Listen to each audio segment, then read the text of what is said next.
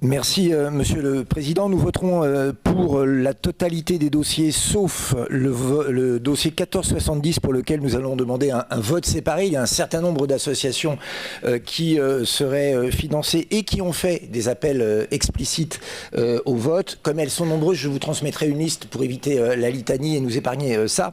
Et pour répondre à mon collègue tout à l'heure, nous ne nions pas qu'un certain nombre de ces associations sont utiles. Ce que nous ne voulons pas, c'est qu'avec l'argent public qui, à travers nous leur est donné, elles puissent émettre des appels au vote. Alors je vais vous dire, c'est pas du tout égoïste parce qu'elles ont émis ces appels au vote. Ça nous a pas empêché d'être largement premiers aux élections européennes et d'avoir plus que doublé le nombre de députés dans la région Grand Est.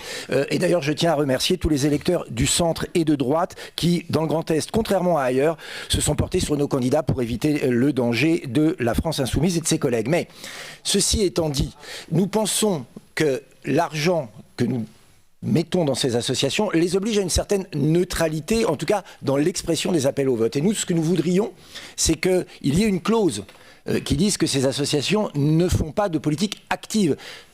Elles font de la politique de fait, parce que quand on entraîne, etc., c'est une vision de la jeunesse, quand on donne des enseignements sur la lutte contre le racisme, et il faut le faire. C'est une forme d'engagement politique, bien sûr, mais pas de politique politicienne, au sens où on appelle à voter pour tel parti ou contre tel parti. Et je le dis, mes chers collègues, pour l'ensemble des formations politiques, parce que peut-être que demain, cette Assemblée sera dirigée par une autre majorité, et peut-être qu'elle serait tentée de limiter les actions à des associations qui votent pour elle. Et évidemment, il ne le faut pas. Il ne le faut pas. Donc voilà ce qui explique. Donc rassurez-vous, nous n'avons pas peur. On peut même se demander si ça n'a pas un effet positif d'ailleurs.